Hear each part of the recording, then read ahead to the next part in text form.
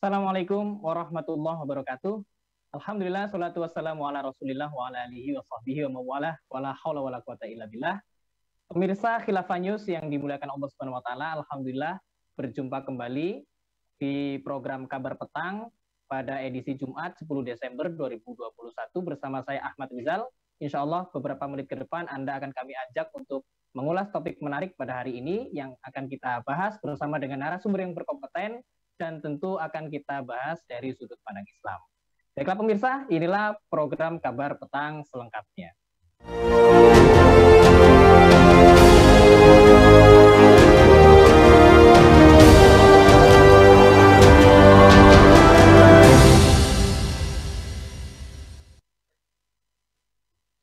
Pemirsa, Ketua Bidang Dakwah dan Ukhuwah Majelis Ulama Indonesia (MUI) Muhammad Khalil Nafis menyampaikan kelakar menyusul pernyataan KSAD Jenderal Dudung Abdurrahman yang berbicara tentang jangan terlalu dalam mempelajari agama.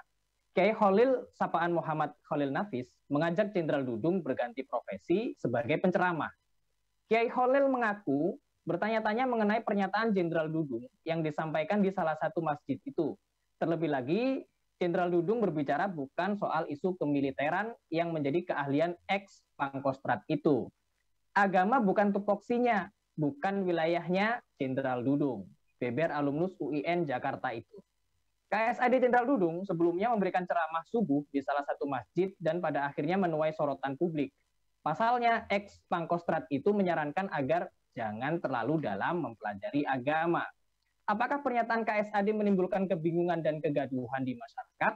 Apakah Jenderal Dudung berbicara di luar core competence?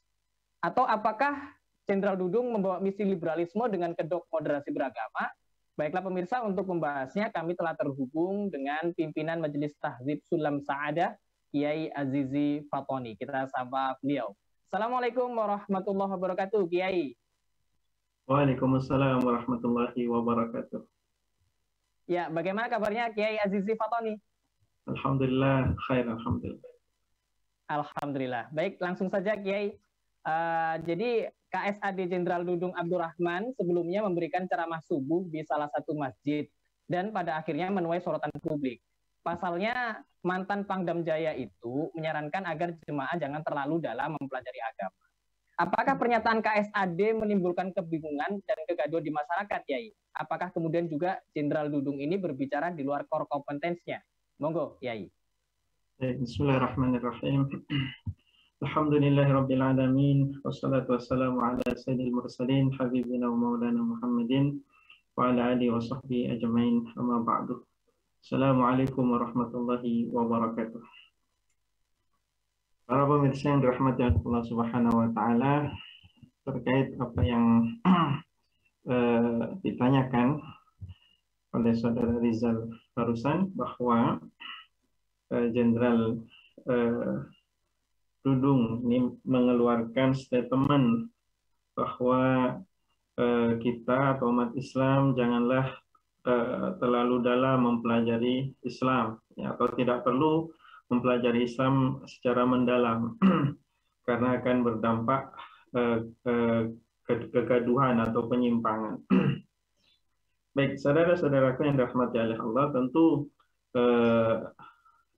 statement tersebut ya akan menyebabkan kegaduhan dan sudah menyebabkan kegaduhan ya, di masyarakat, di mana sudah menjadi maklum adanya bahwa berilmu itu adalah lebih baik daripada tidak berilmu. Ya, ini secara logika saja ini sudah bisa diukur bahwa orang yang berilmu itu lebih baik daripada orang yang tidak berilmu. Apalagi ilmu syariat, ya, di mana ilmu syariat ini lebih ditekankan, ya, bertingkat-tingkat atau sangat-sangat lebih ditekankan daripada ilmu-ilmu yang lain. Kenapa? Karena dia berkaitan dengan nasib setiap manusia di akhirat kelak. Ya. Karena kita berketuhanan, kita meyakini ada Al-Khaliq, ya, Al-Mudabbir, kita meyakini ada Yaumal Bi'tsah, ya, yaitu hari kebangkitan. kita meyakini ada surga dan neraka, di mana mencari akhirat ini wajib ya dengan ilmu. Di mana seorang ulama ternama misalkan Ibnu Raslan di dalam matan Zubat mengatakan wa kullu man bighairi ilmin ya'malu a'maluhu mardudatun la tuqbalu. Jadi setiap orang yang beramal tanpa ilmu ya, maka maka amalannya itu akan tertolak. Jadi siapa yang mau amalannya tertolak, maka tidak ada yang mau. Oleh karena itu berilmu atau menuntut ilmu atau mendalami ilmu Islam, ya, ini adalah sebuah kelaziman bagi setiap Muslim, ya, agar apa? Agar ilmunya, agar amalnya, ya, maksud kami diterima oleh Allah Subhanahu Wa Taala. Dan statement beliau tentu tidak kompeten dengan beliau sendiri atau status beliau atau jabatan beliau, karena beliau ini kompetennya di bidang militer tentunya, ya, di bidang pertahanan, ya, sehingga tidak pas, ya, atau kurang tepat jika mengeluarkan statement-statement yang tidak pada kompetensinya.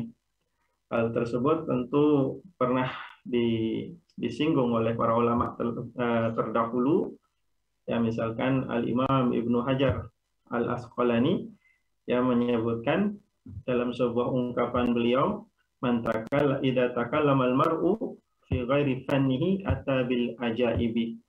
Jika seseorang ini berkata-kata atau berucap tidak pada bidangnya, tidak pada kompetensinya, maka sungguh akan muncul keajaiban-keajaiban. Artinya komentar-komentarnya, statement-statementnya sangat aneh atau janggal atau ganjil.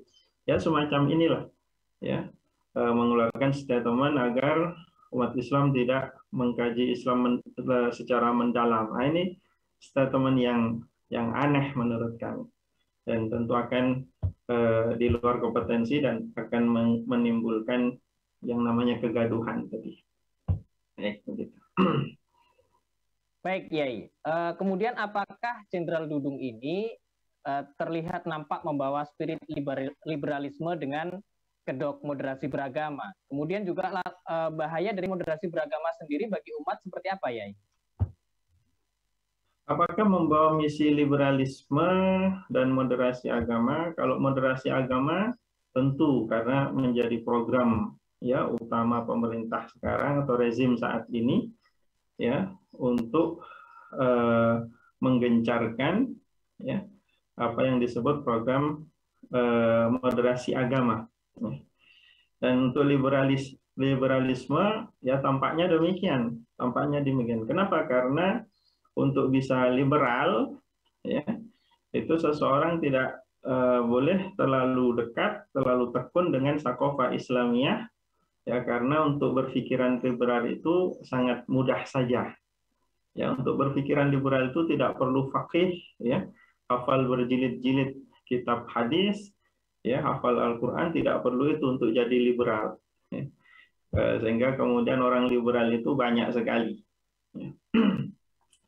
Asalkan pola pikirnya saja yang kemudian, yang tadinya dari berpola pikir Islam dengan mengacu pada akidah Islamiyah, ya, mengacu kepada kebenaran itu datang dari syara, ya, menjadi dialihkan atau diubah, ya, bahwa kebenaran itu relatif, ya, siapa saja boleh benar, siapa saja memungkinkan salah, jadi relatif, ya, tidak berasal dari syara, ya, sehingga kemudian muncullah, ya, ide-ide liberal itu, ya, muncullah ide-ide yang menyamakan semua agama itu, muncullah ide-ide yang mengatakan Islam bukan agama yang paling benar dan lain sebagainya.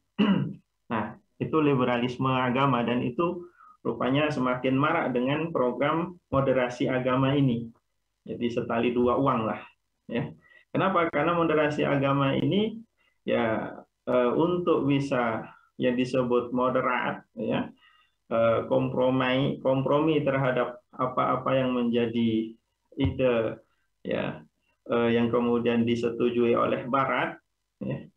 Dan itu kan kemudian dikatakan moderat itu ya apabila kan ada 4 poin yang disampaikan oleh Presiden Blair ya, yang saat itu menyebutkan bahwa Islam ini sebagai ideologi setan ya, di mana di antara poin-poinnya adalah menolak eksistensi Israel, lalu itu kemudian yang kedua berpikiran bahwa hukum itu harus berdasarkan Islam, kemudian yang ketiga dia harus umat Islam harus berada di bawah satu kepemimpinan ya ini berupa kekhilafahan Islamiyah ya. Kemudian yang keempat tidak mengadopsi nilai-nilai yang datang dari Barat.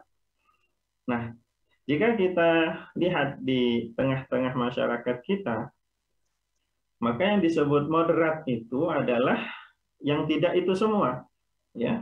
Tidak artinya mengakui Israel kan begitu ya, kemudian tidak menjadikan Islam itu sebagai dasar hukum begitu ya, kemudian menolak khilafah begitu, lalu kemudian mengadopsi pikiran-pikiran atau nilai-nilai liberal dari Barat. Nah itu baru kemudian disebut moderat ya.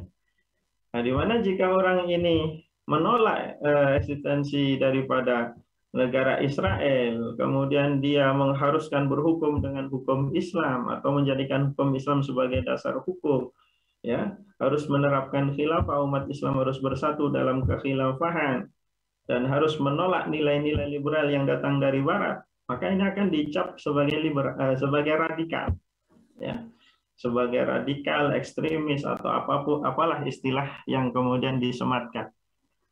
Nah, tentu ya moderasi agama ini membahayakan bagi umat Islam. Kenapa? Karena umat Islam menjadi tidak meyakini dengan benar agamanya. Jadi istilahnya dengan ungkapan atau statement ya, tidak perlu belajar mendalam tentang Islam, itu bisa dipahami bahwa ada pendangkalan terhadap pemahaman terhadap Islam, di mana umat Islam tidak boleh ya memahami Islam dengan benar, ya hanya dangkal-dangkal saja. Di mana jika pemahaman itu tidak mendalam, tidak benar, tidak mantap, begitu ya, tidak asasi, ya, sehingga mudah kemudian dibawa ke sana kemari, dan ini yang menakutkan. Ya. Umat Islam menjadi tidak pede dengan agamanya, umat Islam menjadi malu dengan syariatnya, bahkan takut ketika disematkan Islam itu kepada dirinya. Naudzubillahi min dzalik. Ya, lama-lama akan mengarah ke sana. Lama-lama akan mengarah ke sana.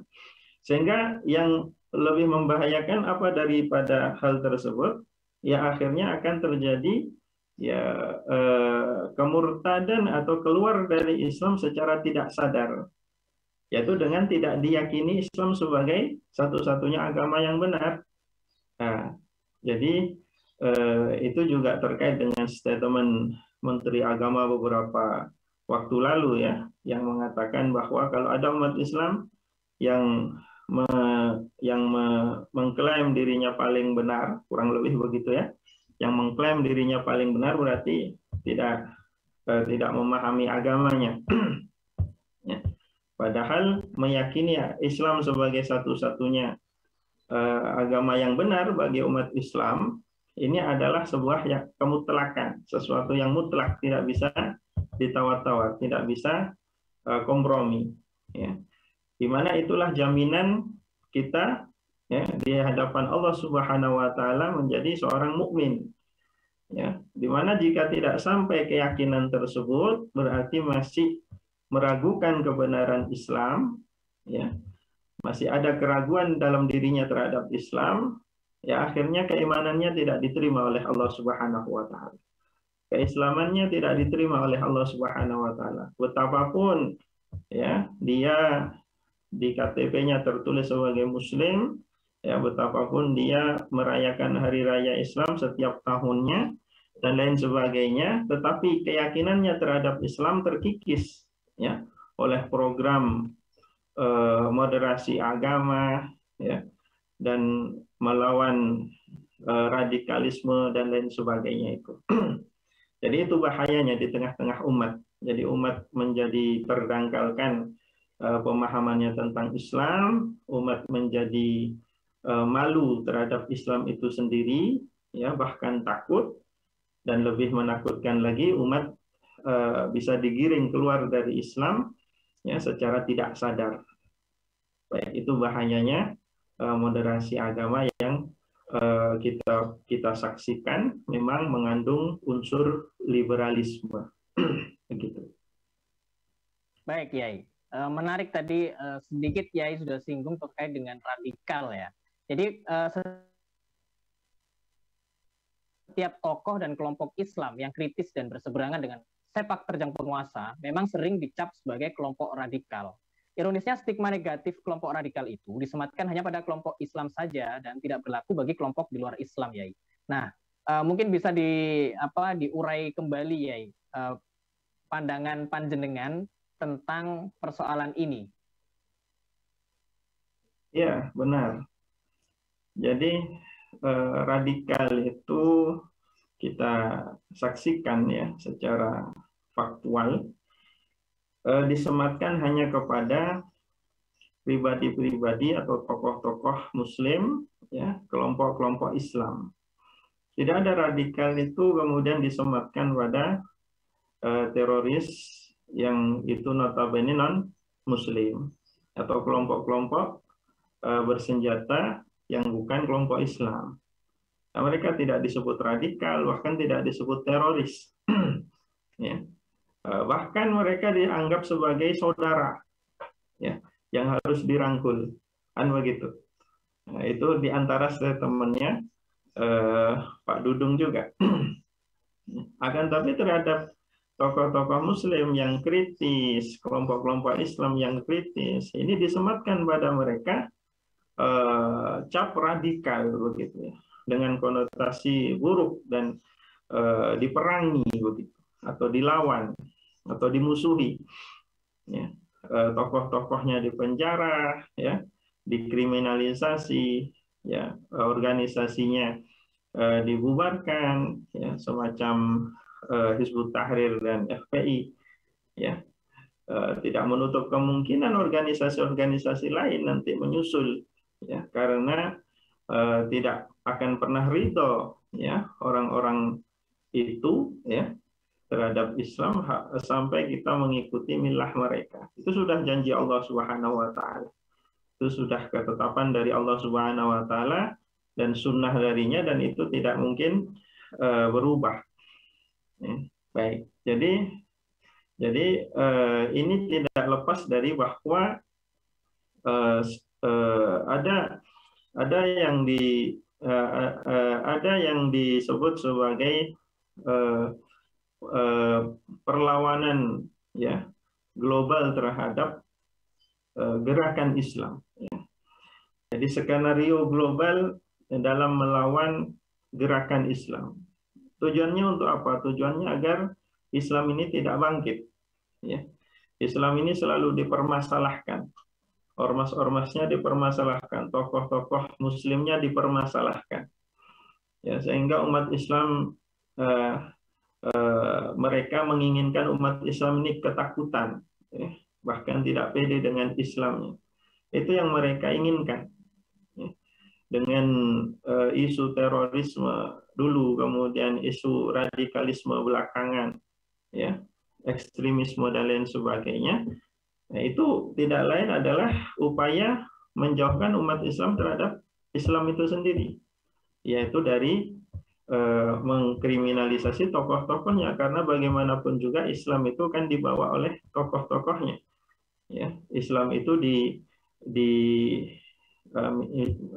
diumpamakan satu komunitas dikatakan sebuah keyakinan Islam itu ya akan merujuk pada tokoh-tokohnya, sehingga tokoh-tokohnya itu yang kemudian dikriminalisasi, begitu juga organisasi-organisasi masanya. Sehingga dengan begitu mereka menginginkan agar umat ini menjadi lemah, ya, dan tidak tergerak untuk bangkit. Bangkit bagaimana yang kami maksud? Bangkit yang kami maksud adalah bangkit untuk memperbaiki keadaan negeri ini khususnya dan dunia pada umumnya menuju keadaan yang lebih baik, yaitu dengan diaturnya dengan tata atur atau dengan aturan-aturan yang datang dari Allah Subhanahu wa taala. Itu pasti akan mendatangkan kemaslahatan. Dan itu menjadi ancaman bagi kaum kapitalis, ya, kaum liberal dan lain sebagainya. Baik, oke. Baik, Yai. Menarik sekali ya pembahasan tentang ini. Kemudian tadi sedikit juga Yai singgung tentang kebangkitan Islam ya. Yang kemudian ini apakah memang betul ya kebangkitan Islam ini dianggap sebagai ancaman bagi penguasa sekuler, yang kemudian ini mengakibatkan mereka ini, yaitu para penguasa sekuler ini, senantiasa membuat penghalang untuk menggagalkan kebangkitan umat Islam, Yai. Tentu, ya.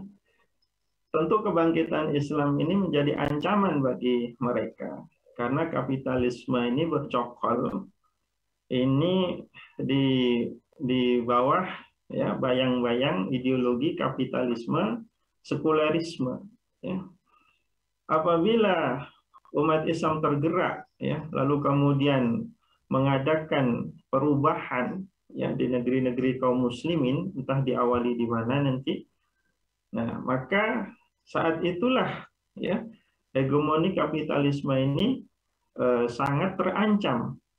Ya, karena apa? Kenapa? Karena Islam akan mengambil alih, Islam akan menjadi kekuatan politik yang begitu dikdaya, begitu ya, menjadi magnet politik yang begitu kuat, yang akhirnya nanti ya sebagaimana dikhabarkan oleh Rasulullah SAW, ya, Islam akan mencapai puncak kejayaannya kembali di akhir zaman, di mana umat Islam kembali dipimpin oleh seorang khalifah, begitu, dan umat Islam akan menjalankan syariat Allah Subhanahu wa taala dengan aman, ya, ada tamkin sebagaimana dalam surat An-Nur 55 itu, tidak ada ketakutan, ya, di mana sebelumnya ini umat Islam dibikin ketakutan di sana sini. Ya, bahkan untuk menerapkan agamanya sendiri ini penuh ketakutan.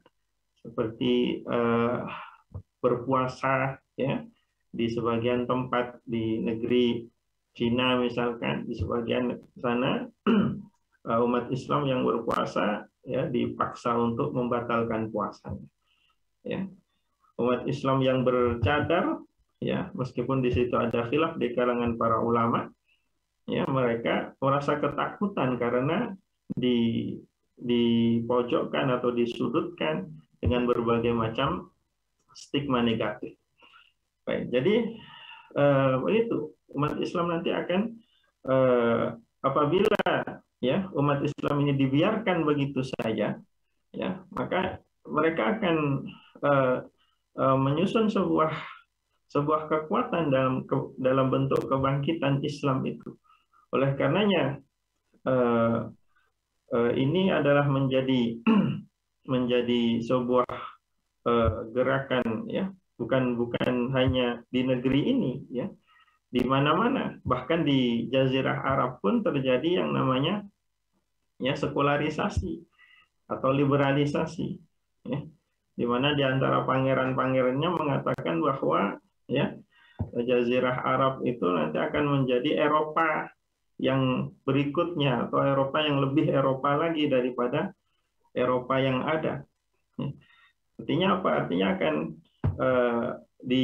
diusahakan ke sana oleh kekuatan kapitalis global yang meletakkan para komprador-komprador atau pemimpin-pemimpin boneka yang itu kemudian melancarkan program-program mereka. Yang diantaranya adalah program pendangkalan akidah umat Islam, ya, pendangkalan syariat umat Islam sehingga umat Islam menjadi takut, ya, untuk kemudian beragama secara totalitas, ya, taat secara total, ya, atau masuk Islam secara kafah, itu menjadi takut.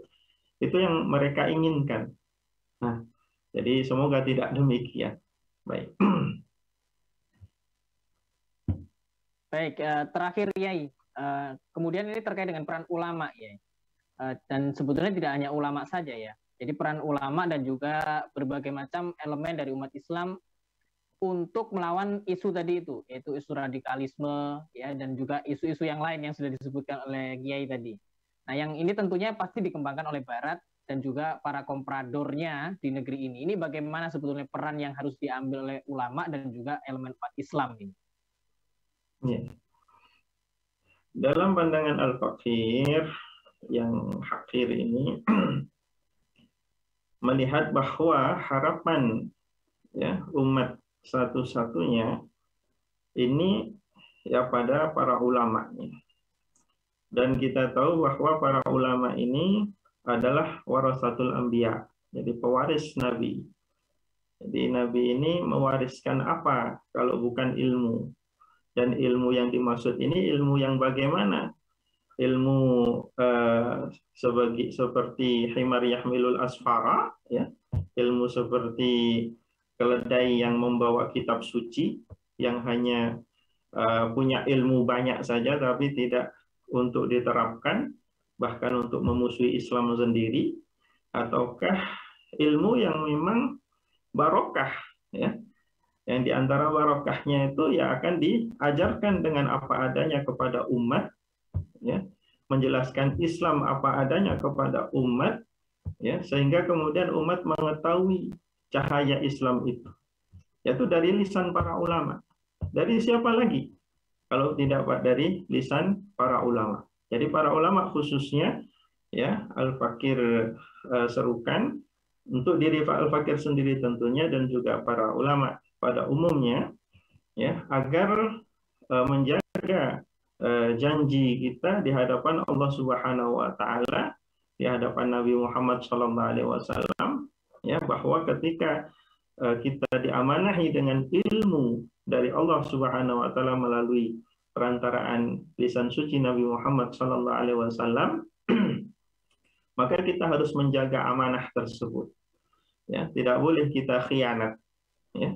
Tidak boleh kita khianat.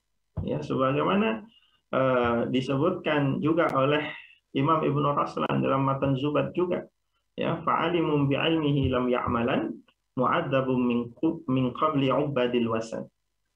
Jadi seorang ulama yang tidak mengamalkan ilmunya itu dia akan disiksa lebih dulu daripada para penyembah berhala, ya.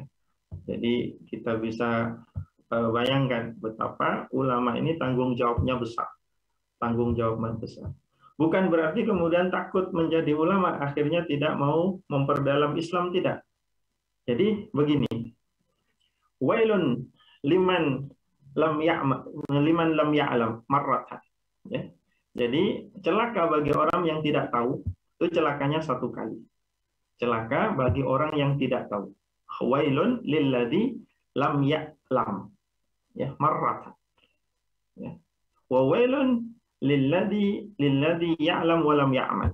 Sab'a marrat. Kata Al-Imam Ibnu Darda, Abi Darda, ya, disebutkan celaka bagi orang yang tidak tahu, tidak disebutkan di situ dan tidak beramal, karena tidak tahu pasti tidak beramal. Ya, mengamalkan apa kalau dia tidak tahu? Jadi celaka bagi orang tidak tahu itu. Tapi celakanya satu kali. Ya. Sedangkan orang yang sudah tahu tapi tidak mengamalkan apa yang menjadi ilmunya, ya, maka celakanya 7 kali. Kita pilih mana? Celaka 1 kali atau celaka 7 kali? Kita tentu tidak pilih kedua-duanya. Ya. Jadi kalau tidak pilih kedua-duanya, maka kita harus berilmu artinya memperdalam pemahaman kita kepada Islam, terhadap Islam, berguru kepada guru yang benar, ya, berguru kepada para alim ulama yang hanif, ya, yang mereka tidak tercampuri dengan liberalisme, sekularisme, ya, tidak tercampuri oleh sipilis dan lain sebagainya itu. Nah, jadi menjadi sebuah kemutlakan, yaitu untuk belajar agar berilmu, ya. Dan kalau sudah berilmu, ya, menerapkan ilmunya atau mengamalkan ilmunya. Dan di antara mengamalkan ilmunya adalah mendakwahkan ilmunya, ya, dan tidak membiarkan umat dalam keadaan bodoh. Jadi ulama ini punya tanggung jawab lebih di sana.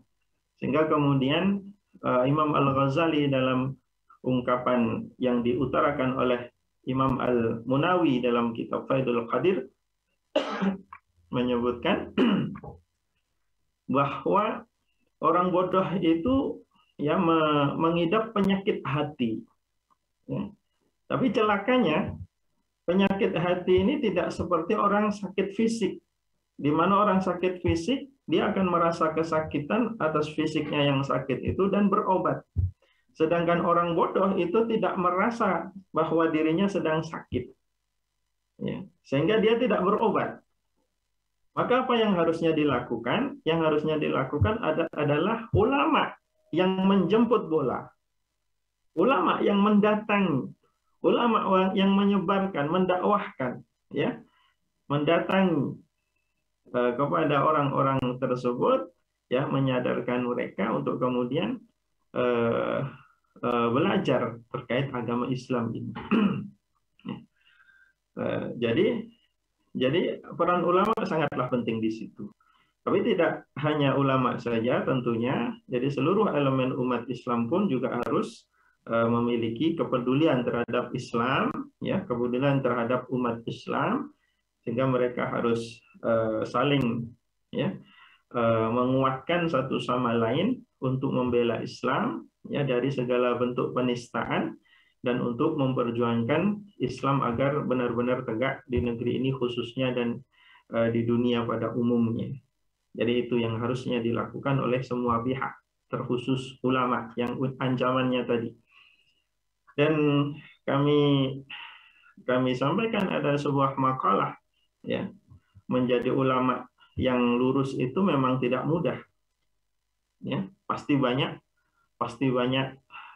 tantangannya, banyak godaannya barangkali. Kalau disebut godaan, bahkan banyak tantangannya, banyak rintangannya, ancaman, ya. Karena dikatakan, ya, an-nasu kulluhum halka illal alimun. Jadi manusia itu seluruhnya akan binasa kecuali para ulama. Artinya apa? Artinya orang yang tahu hukum. Al-alimun di sini, ya, adalah orang yang tahu hukum. Wal alimuna kulluhum halka illal amilun. Dan para ulama yang berilmu itu semuanya juga akan binasa kecuali yang mengamalkan ilmunya. Wal amiluna kulluhum halka illal mukhlisun. Dan semua orang yang mengamalkan ilmunya, semua yang berilmu dan mengamalkan ilmunya, ya, itu semua akan binasa kecuali yang ikhlas, ya. Wal mukhlisuna fi khatarin azim, ya. Sedangkan ulama yang mukhlis itu dalam ancaman yang sangat besar, ya. Dalam ancaman yang sangat besar. Kita tahu dalam sejarah, ya, bahwa para ulama itu yang berani menyampaikan kebenaran, ya, secara publik, ya, di depan penguasa zalim, ya, tentu akan menerima resiko di penjara, ya, bahkan ada yang disiksa dan lain sebagainya. Jadi itu menjadi catatan kita, tapi kita tidak perlu takut untuk itu karena kita ada Allah Subhanahu wa Ta'ala yang senantiasa menguatkan hati kita, dan kita akan menjadi bahagia di akhirat kelak ketika bisa syahid di jalan memperjuangkan agama Allah Subhanahu wa Ta'ala ini. Ya, karena menyampaikan kebenaran ini meskipun nanti resikonya kematian barangkali, nah, maka pahamilah bahwa itu di antara mati syahid yang diberitakan oleh Rasulullah SAW. Disebutkan Sayyidus Syuhada'i Hamzah wa rajulun qama ila imamin jairin fanasahahu wa qatalahu. Jadi Sayyidul Syuhada, ya, pemimpinnya para syuhada itu adalah paman Rasulullah Hamzah bin Abdul Muttalib. Ya. Dan artinya bukan hanya beliau, ya. Dan warajulun, seseorang. Seseorang ini dalam bentuk nakirah artinya siapapun nanti yang memenuhi kriterianya. Kriterianya apa? Warajulun qama. Nah, ini sifat ini. Ya, al-jumlatu ba'dan nakirah sifatun. Jadi sifat bagi seseorang. Seseorang yang dia ya berani ya berdiri. Berdiri ini tidak berdiri secara fisik tapi berani menyampaikan secara terang-terangan. Qama ila imamin jairin. Ya, di hadapan penguasa yang jahat, ya. Di hadapan penguasa yang zalim. Dan untuk apa? Nasahahu, menasehatinya. Jadi jangan dianggap bahwa ulama yang tegas, yang kritis itu sebagai ujaran kebencian sebagaimana dipahami oleh kebanyakan sekarang. Itu adalah nasihat. Ya. Nasihat itu ada yang lemah lembut, ada yang keras. Memang. Kenapa? Karena dengan lemah lembut tidak mempan. Ya. Kadang-kala dibutuhkan juga dengan keras, dengan bentakan, ya, dengan nada yang keras. Untuk apa? Untuk menggetarkan hati. Ya. Itu diantara yang dilakukan oleh para ulama dulu. Ya, ketika dinasehati, ya, dengan secara lemah lembut, dan itu memang asalnya begitu, ya, sebagaimana perintah Allah Subhanahu wa taala kepada Nabi Musa alaihissalam, ya, untuk berlemah lembut dalam menyampaikan pesan ke hadapan Firaun, la'allahu yatadzakkaru aw yakhsha. Agar apa? Agar dia sadar dan menjadi takut kepada Allah Subhanahu wa taala. Tapi kan rupanya tidak bisa, ya. Tapi tidak menutup kemungkinan ada yang bisa, ya. Tapi rupanya saat itu tidak bisa, sehingga diperlukan sesuatu yang lebih keras lagi. Itu peringatan dari Allah Subhanahu wa taala jika sudah tidak mempan, ya, oleh Nabi Musa atau seorang Nabi Musa. Nah, kita saksikan sekarang peringatan yang lebih keras ini mulai banyak, ya. Bencana-bencana yang muncul akhir-akhir ini seolah-olah mengisyaratkan akan peringatan yang lebih keras daripada sekedar nasihat yang lemah lembut. Ini peringatan lebih keras lagi, ya, di mana data menyebutkan bahwa ada lonjakan, ya, angka yang begitu signifikan sejak rezim ini berkuasa terkait apa? Terkait terjadinya musibah atau bencana alam. Ya. Itu tentu harus menjadi sesuatu yang dipahami sebagai peringatan dari Allah Subhanahu wa taala. Jangan malah melakukan kesyirikan. Nah, jadi itu yang bisa kami pesankan, ya, kepada diri Al-Fakir sendiri khususnya, ya, dan kepada para ulama, para alim ulama, ya, al-mukarramun dan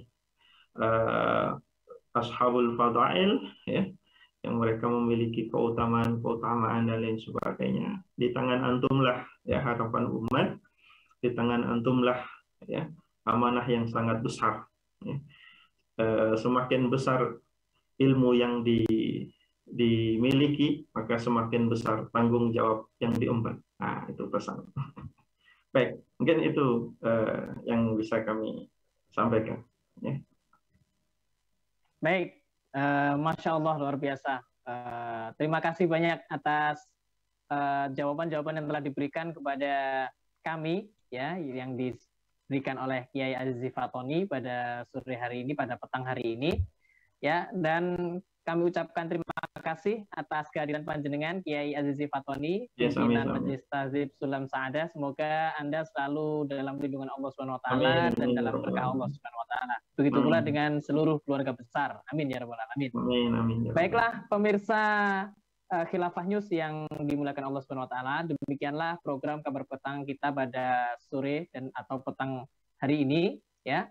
Dan jangan lupa untuk like, subscribe, dan tekan tombol lonceng agar Anda selalu mendapatkan notifikasi dari program-program terbaru kami. Dan akhirul kalam, kami Ahmad Rizal bersama dengan kru yang bertugas mohon undur diri dari hadapan Anda sekalian. Subhanakallah bihamdika asyhadu an la ilaha illa anta astaghfiruka wa atubu ilaik. Wassalamualaikum warahmatullahi wabarakatuh.